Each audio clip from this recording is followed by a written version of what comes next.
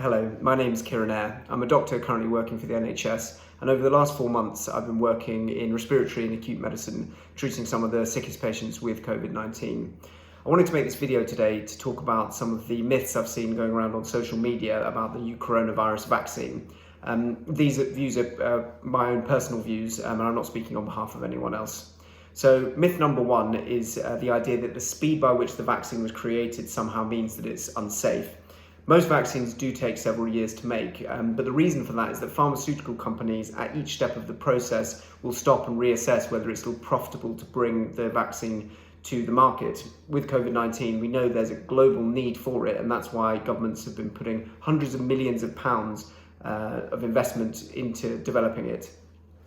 It's also important to know that none of the safety checks that would normally be gone through with the vaccine have been skipped over, and no corners have been cut. It's just that there are more people working around the clock doing all these things because of the vast amount of resources that have been put into it.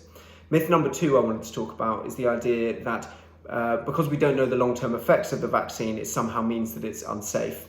Most adverse reactions to a vaccine happen immediately after taking it. So that's things like a bit of soreness in the injection site, a bit of a headache, low-grade fever, which then goes away over a couple of days. And that's exactly the same thing we've seen with the coronavirus vaccine.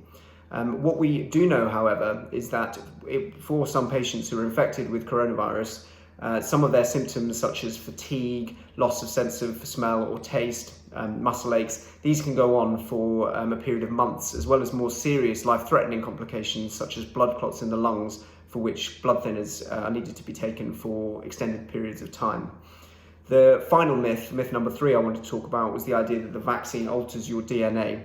So the Pfizer coronavirus vaccine does not alter your DNA. It has something called messenger RNA in it, which gives your bodies a message or a blueprint on how to build antibodies which can fight off the infection. It's almost like a training manual from an inactive, non-harmful form of the virus, which then means that if your body comes into contact with the real disease, your body is prepared to fight it off.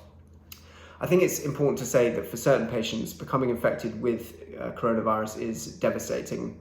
I've seen patients who are struggling to breathe, fighting for their lives despite the maximum amount of oxygen and medical treatment we can give them, and in some cases even dying despite all of this. Whatever our differences might be, we all want to protect the most vulnerable people in our community, and the vaccine is the best chance of us to do this and bring some normality back into our lives.